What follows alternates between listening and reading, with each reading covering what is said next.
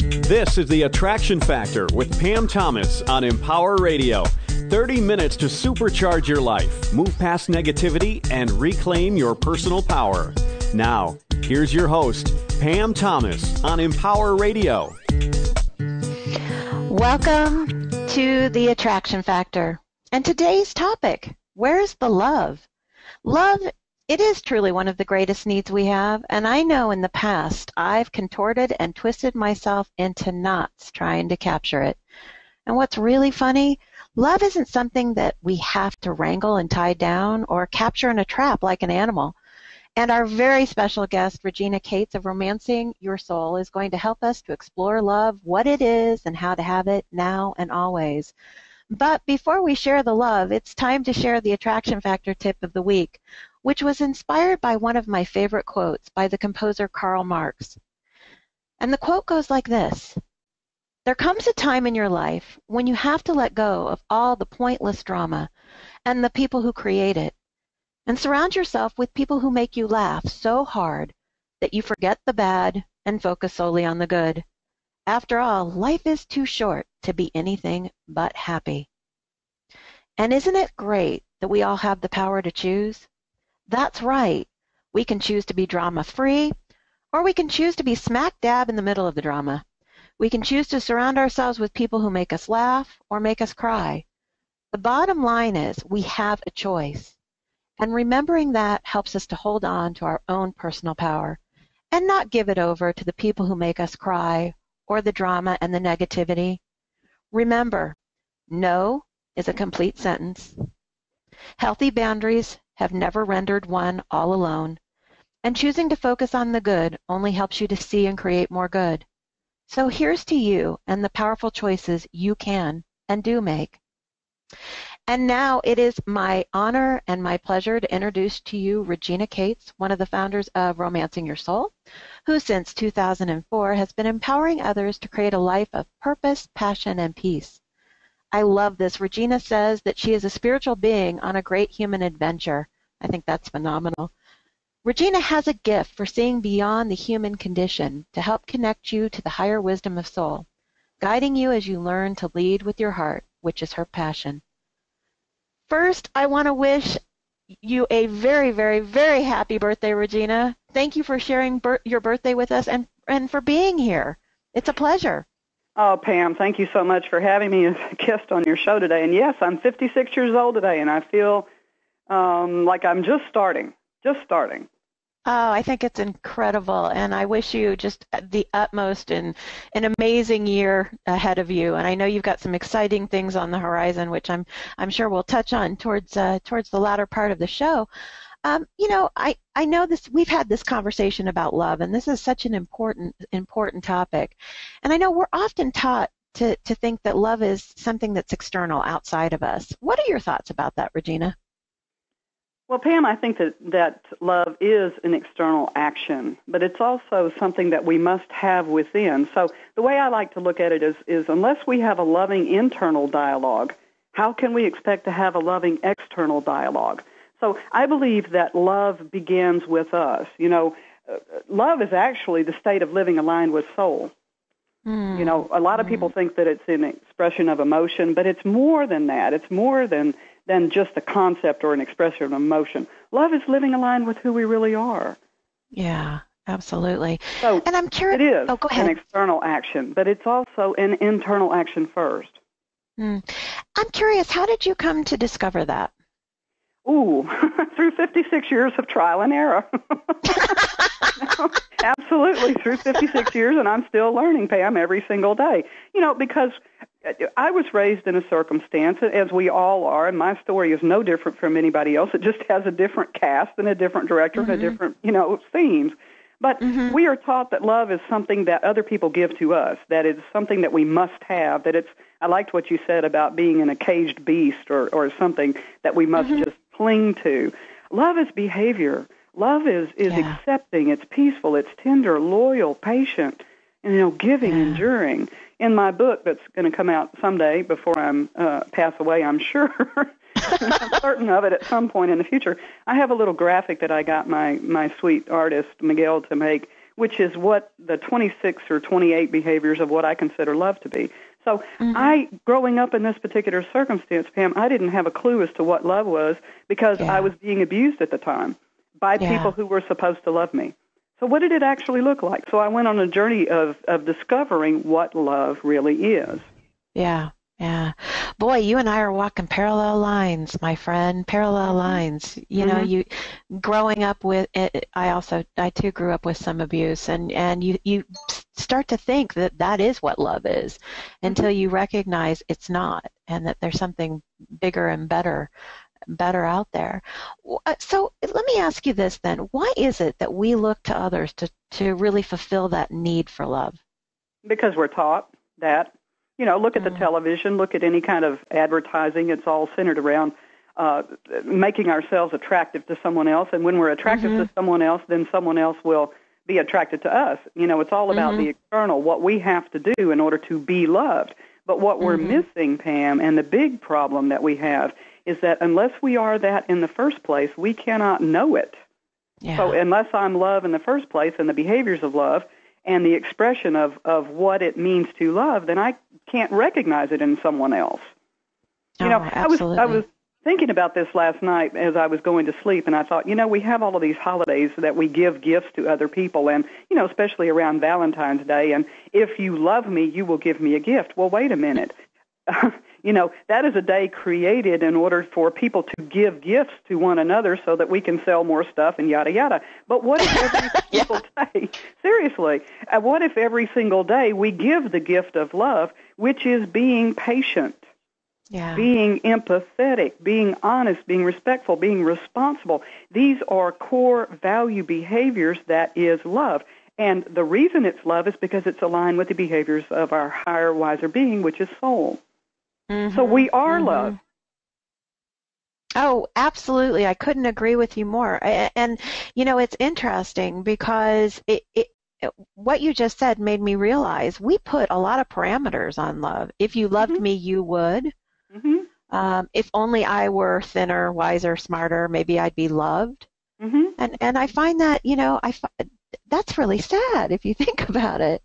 Well, it's sad because we will never live up to the expectations of what, you know, the media put on ourselves. We're not going to all be a certain size, and we're not going to look a certain way, and that has absolutely nothing to do with love, you know, and it has absolutely nothing to do, to be quite honest with you, with sexiness either, or any of those other things that we're taught, because it's created to sell, and that's one of the things that we need to remember, those of us that are on this particular journey of awakening to who we really are, which is soul, spiritual beings on great human adventures, that these people are in the business of selling us things. So they're going to make whatever they're selling extraordinarily attractive. But that's not love. Oh, no, absolutely not. You know, and you've raised some really good points, and I'm just curious from your perspective, aside from what we've just shared, what do you feel often prevents a person from loving themselves first? I believe that a lot of it has to do with society and culture, especially the cultures where you have, and I was a product of this, therefore I can speak about it, organized religion that is saying that, you know, women are subservient to men or whatever is used to abuse and control. So, you know, you are to give and give and give of yourself. And even as a little child, I questioned this and said, well, wait a minute. If I give all of this stuff away, then I'm becoming resentful, which is not love. I'm becoming angry, which is not love. And I'm feeling put upon and all of these other things. So I think that has a lot to do with it, is how we're raised, is that we're supposed to give all of this other stuff to other people. But if you imagine yourself, Pam, as a pitcher, and the pitcher fills off and pours off a little bit, but if we don't have that to fill up, if we don't keep ourselves full by loving ourselves most, and I won't even say first, I'm going to say most. There's even an essay in the book, Love Yourself Most. That's the one I sent to you. Love yourself most. And the reason is that unless we have it within, we cannot give it in the name of love, which is freely. It's without attachment. It's without expectation. Yeah. And I think that's without expectation is such a pivotal piece. You know, to really give love means to give it without any expectation of getting it back in return. Well, that's true. Yeah. And again, we have to know what love is, because it's easy for me to say I love you. Well, what does I love you really mean? Well, I love you means you're important to me in my life. I like you being here. You add benefit, positive benefit to my life. I would miss you if you were gone. That's what I love you means. It really does. It's not I'm clinging to you. I'm not codependent. I got to have you. Love wants. It doesn't need. So, the emotional attachment that we have to people, I think we automatically categorize that as love. And it is love if we are giving them consistently the behaviors of love. That is, when we disagree, we are patient, we're cooperative, we want to find a win-win circumstance rather than a compromise. Because in a compromise, someone has to give something up. In a win-win, it's the best for all. So that's what love does. It takes the higher action. And I couldn't agree more. And I know you have you talked about the behaviors that encompass love, and maybe it might help some of our listeners if you could define from your perspective what love is. Well, love is behavior. Because like I said before, we can say I love you, and I love my dog. I love my dog very much. I will miss her very much when she is gone. I love my partner. I love my mom, and I love my dad. But to me, that means that I'm going to miss you, that you add value to my life. But if I am loving you, I am accepting of you. I'm understanding. I'm grateful for you in my life. I'm compassionate with you. I'm devoted to you. I am truthful with you.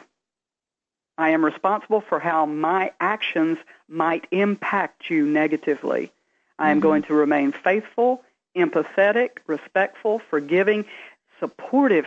These are the actions of love. This is what it means to say, I love you, because these are the actions that we give that make meaning out of I love you. Have you ever screamed at anybody that you love? Yes, ma'am. I raised my hand to tell you, yes, I have. Well, my hand is raised, too. And, one day I had this aha phenomenon. Ahas are wonderful because they happen all the time, and you wake up and you go, oh, my gosh, isn't that amazing? You tell people that you love them, and yet you scream at them. And one day I said to myself, Regina, if you love these people, why are you behaving in such a way? You know why? Because it was ego wanting to change or control. Okay? Those are not love, ladies and gentlemen. That is not love. It's ego wanting to change and control. So if we are love inherently as spiritual beings on great human adventures, then we are going to do the very, very best we can to remain aligned with the behaviors of love, because that's how we show people that we love them. And also, unless we have these within, like I am a giving person to myself, therefore, when I'm giving to myself, I can give to others.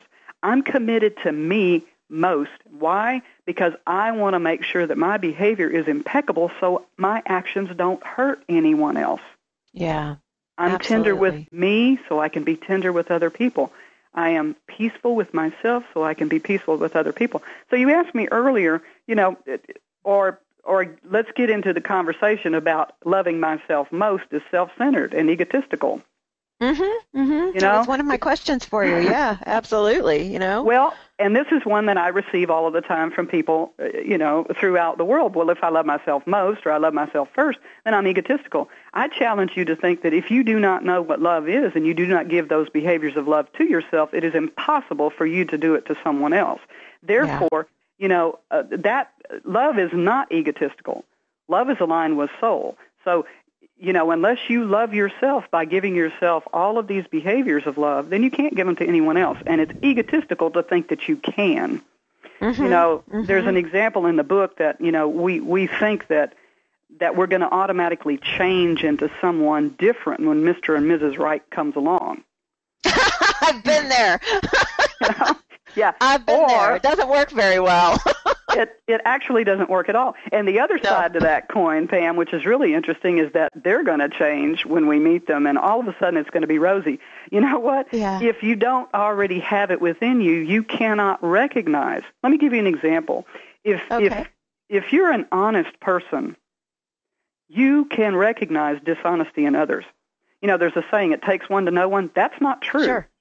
It is not true, because I don't have to be dishonest in order to recognize dishonest behavior. It's because I am an honest person that I recognize dishonesty in others.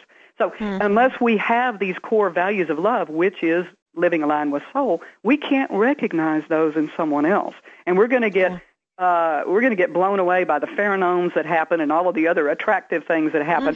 But I want to tell you, and you know this already, the key to any successful relationship, whether that is a long-term partnership, marriage, whatever label you want to put on that, the key to that is shared common values, and it's the values of love.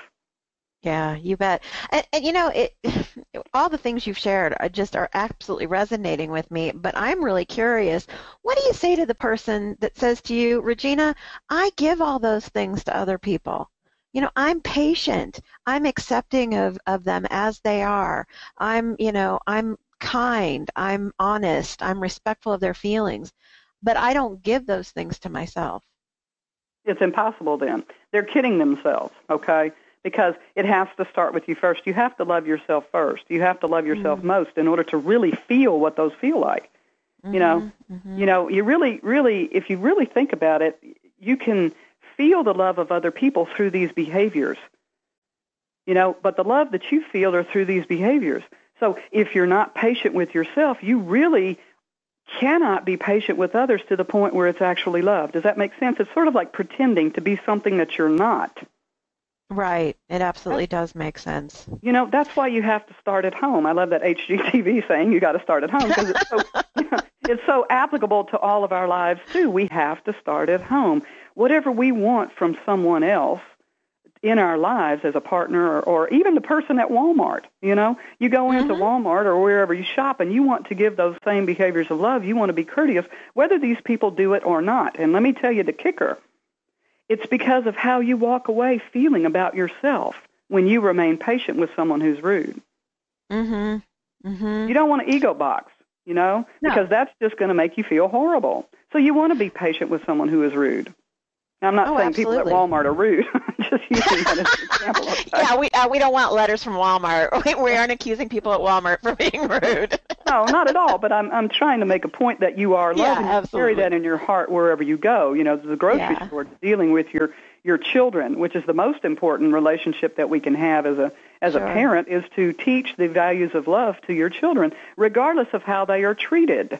That doesn't mean that they get walked on. You know, as spiritual beings, we need to set boundaries. I'm big on that, and I like to talk with people about that. But we also need to be the ones that rise above this petty, spiteful, nasty behavior that is wrapped in love, and it's not. Well, I think that's a beautiful reminder, too, because when, like using your example, when somebody's rude, you can be patient with somebody who's being rude. You do feel better about you and better about the world at large, whereas you might get a quick adrenaline rush from being rude back, but that's fleeting. That's not lasting. Being patient with someone is lasting. And so, you know, I talk to people all the time about self-love, as I know you do, and there are a lot of people out there who don't have that for themselves. And so what are some ways in which we can all start a great love affair with ourselves? You know, it's interesting because it's a process of learning to treat ourselves with the utmost respect. It's a process of deciding that when we are our own best friend, then we can be a best friend to someone else. When we know what values, what characteristics that we enjoy about ourselves, then we can align with someone else. So it's a journey, Pam, of going inward to know who we really are. Because unless we know who we really are, we cannot begin to understand what a good complement to our life would be. You know, especially if we've been abused, and all of us have in some way or another, whether that's ridicule or bullying or any of that. One of the things that I talk with people about regularly is that conversation that has been implanted in your head about who you think you are has been external. You know, it's from your parents, it's from society, it's from television, it's all of these things. That doesn't make it real. What's real is what is in your heart, but become connected to that. I said when we first started out that in order to have a good, loving external dialogue, we have to have a good, loving internal dialogue. So one of the things that I'm big on, Pam, and one of the things that I emphasize in the book is to think about your thoughts. Are they limiting, negative? Do they cut me down? Do they lower my self-worth? Or are they one of those streams of thoughts that I am my own best friend? I'm supporting myself. I'm not needing anyone else for validation. And again, all of this stuff is not coming from ego. All of this stuff is allowing the higher, wiser part of our being to shine through. Oh, yeah, absolutely. And, there is something to be said. I've said this before many times, we place a lot of emphasis on the food we put in our bodies, but not the thoughts we put in our bodies. And the thoughts that we put into our head are just as detrimental as putting junk food into our bodies repeatedly all the time. Because that's what we share. Yeah, you're absolutely right, because the truth is our thoughts create our behavior. Our behavior creates our life. We might be able to modify our diet and achieve a healthy body. We need to modify it, the diet of steady stream of negativity. I don't care who told you that. I was told a whole bunch of stuff about myself, and one day I just woke up and said, wait a minute, this is all a load of what? Yeah, absolutely.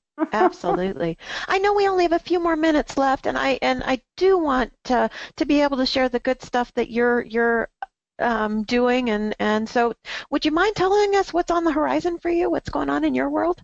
Wow, Pam, a lot of stuff is going on. As you may know, I've completed the book Romancing Your Soul, A Guide to Leading with Your Heart, and I have been honored by the universe to have 2 major celebrity endorsers by great spiritual authors, and I'm waiting on several others, so that's good.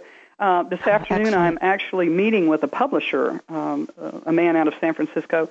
And then next week, I'm going to go on off to meet with Jack Canfield and some other folks about learning more about the publishing business and getting this puppy out into the world. Oh, my goodness. And wouldn't it be fantastic if all of this came about the week of your birthday? Wouldn't that be cool? What a great birthday gift. What a great birthday gift. Well, I'm going to be, putting out positive vibes for all the good stuff, So how can people get in touch with you, Regina? Well, Pam, I'm on Facebook under Romancing Your Soul. My official website is romancingyoursoul.com. And certainly they can email me. They can certainly join the Romancing Your Soul Facebook page. I would be honored to have them there. We're almost 40,000 strong now and growing every day, and I'm blessed by that. So people can contact me through writing me an email, just Regina at romancingyoursoul.com. Awesome. And folks, do join her Facebook page. It's a fantastic page. I'm a fan of it. So I absolutely say get on your computers and trot on over to Facebook and check out her page. Regina, happy birthday again, and thank you so much for being here with us today. It was an absolute honor to have you on the show and have you share your pearls of wisdom with us. Oh, Pam, thank you very, very much. I am honored to be included and invited. You're a sweetheart. Thank you. And thank you all for tuning in again this week. We look forward to having you back with us next week. And a special thanks to our producer, Nate, as always, for bringing us to the airwaves, and to Brent Carey, the founder of Empower Radio, for giving us this opportunity. Until next week, keep amping up your attraction factor.